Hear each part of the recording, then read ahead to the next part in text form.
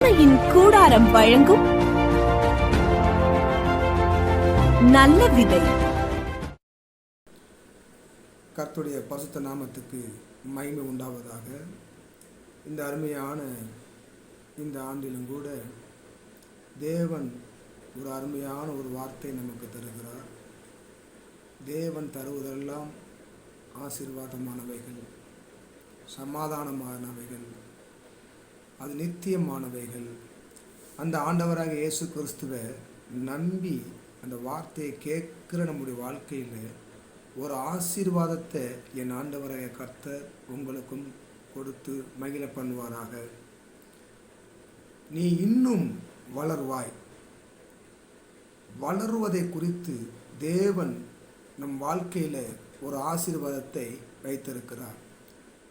அது வார்த்தை மூலமாக ஒரு வளர்ச்சி, வார்த்தை மூலமாக ஒரு சமாதானம், வார்த்தை மூலமாக ஒரு செழிப்பு, வார்த்தை மூலமாக தேவன் நமக்கு தரக்கூடியதான ஒரு அளவில்லாத ஒரு பேரின்பம். அந்த ஆண்டவராக இயேசு கிறிஸ்து இந்த நாளிலே நம் நேசிக்கிற ஒவ்வொரு தேவ பிள்ளைகளுக்கும் இந்த அருமையான இந்த ஆண்டு ஆசீர்வாதமாக இருக்கும்படி நீ இன்னும் வளருவாய் என்கிறதான ஒரு தேவனுடைய சத்தியத்தின்படி நாம் வளர விருப்பமாக இருக்க தேவன் இதயத்தை ஆயத்தப்படுத்துகிறார்.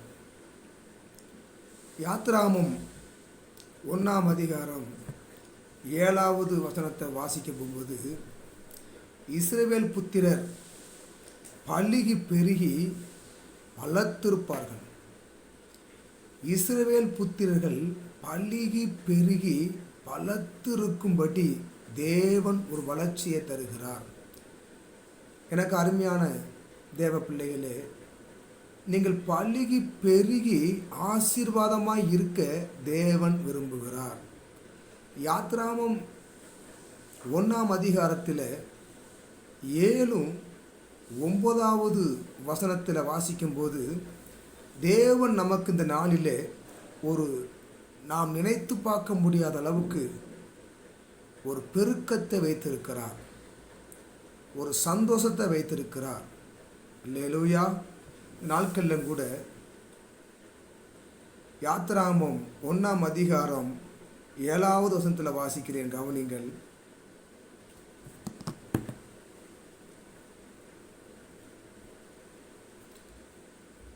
ஏழாவது வசனத்தை வாசிக்கிறேன். இஸ்ரவேல் புத்திரர் மிகுதியும் பலுகி ஏராளமாய் பெருகி பலத்திருந்தார்கள். தேசம் அவர்களால் நிறைந்திருந்தது.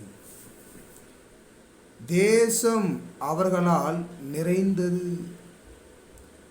இன்னி உலகத்தில் எழுப்புதல் நம்ம இந்தியா முழுவதும் பலுகி பெருகி இருக்கும்படி, தேவனுடைய நாமத்தை அறிந்திருக்கும்படி, தேவனுடைய வல்லமையை புரிந்து கொள்ளும்படி இந்த தேசம் அனைத்தும் பலுகி பெருகி நிறைந்திருக்க தேவனுக்கு கிருபையாக இருக்கிறார். அன்பானவர்களே, 9வது வசனத்தை வாசிங்க, கவனிங்கள்.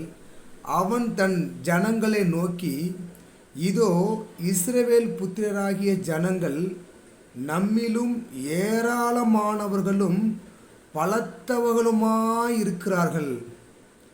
இனி இந்த உலகத்தில் ஆண்டவருடைய ஜனங்கள் அதிகமாய் நீங்களும் நானும் ஆராதிக்கிற ஜீவனுள்ள இயேசு கிறிஸ்துவை அந்த நம்பத்தக்கவரை ஆராதிக்கும்படி, அவரை ஏற்றுக்கொள்ளும்படி இந்த தேசம் அனைத்தும் பலுகி பெருகி ஆண்டவரை புரிந்து வல்லமையை அறிந்து உணர்ந்து அவருடைய பிள்ளைகளாக வளர்ச்சி ஆண்டவர் வரப்பண்ண போகிறார்.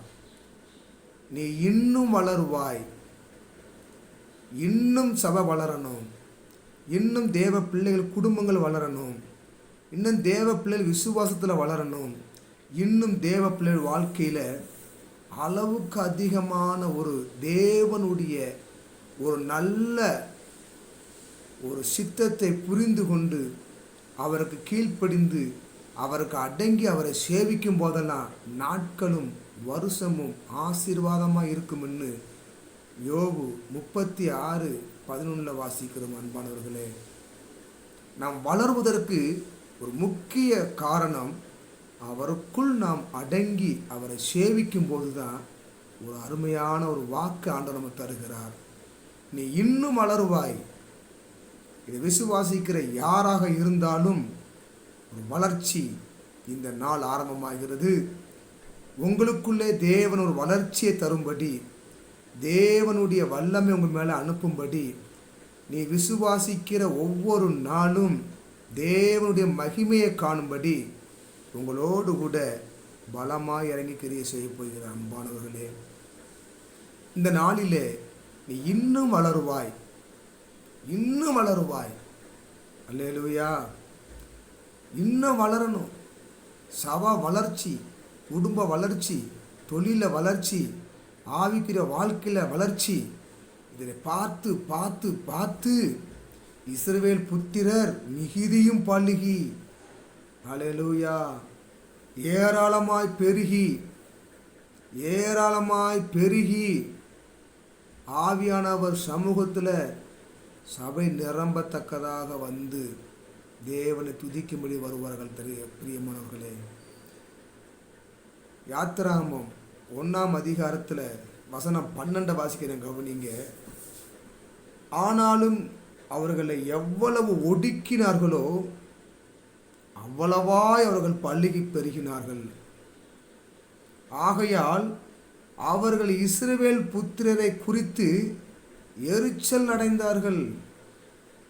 எவ்வளவுதான் ஒடுக்கப்பட்டாலும் ஒரு பலுகி பெருகக்கூடியதான ஒரு மகிமை தேவன் தரப்போகிறார். நம்மளை எவ்வளவாக ஒடுக்கினாலும் பயப்படாதீங்க.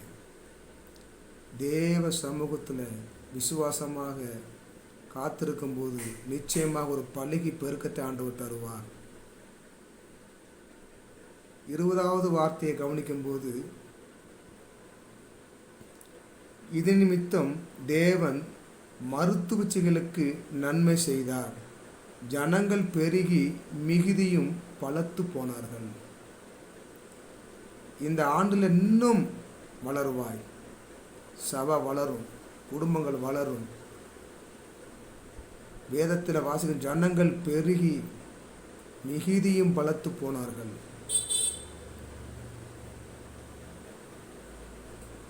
மத்தேயு எழுதின சுவிசேஷம் 25 29வது வசனத்தில் வாசிக்கும்போது, உள்ளவன் எவனோ அவனுக்கு கொடுக்கப்படும், பரிபூரணமும் அடைவான், இல்லாதவனிடத்திலிருந்து உள்ளதும் எடுத்துக்கொள்ளப்படும் என்று வேதத்தில் வாசிக்கிறோம். உள்ளவன் எவனும் அவனுக்கு கொடுக்கப்படும்.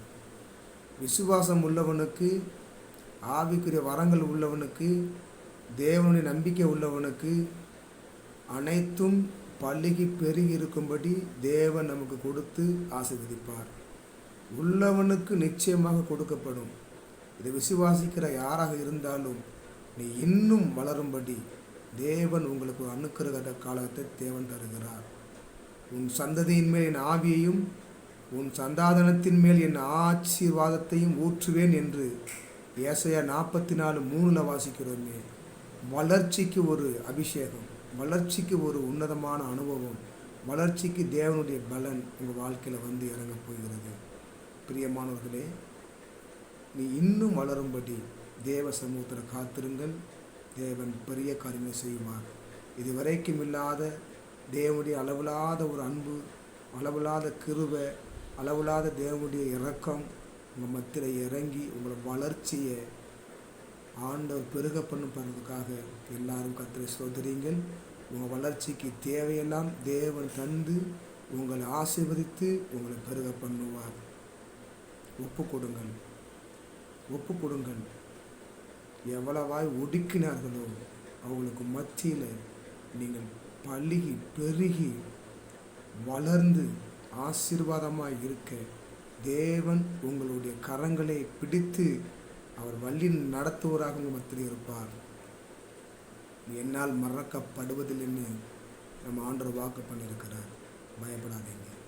இந்த ஆண்டு அவர்கள் கண்களுக்கு முன்பாக உன்னை மேன்மைப்படுத்துவென்று யோசுவா 3:7 வாசிக்கிறோம். நிச்சயமாக உங்கள் ஆண்டவர் பள்ளிக்கு பெருக செய்வார். ஒவ்வொரு வாரமும் ஞாயிறு ஆராதனை 10 மணி முதல் நார்காபுரத்தில் நடைபெறும். 2வது சனிக்கிழமை உபவாச கூடுகை மற்றும் திருவிருந்து ஆராதனை நடைபெறும். ஒவ்வொரு மாதமும் அமாவாசை முழு இரவு ஜெபம் நடைபெறும்.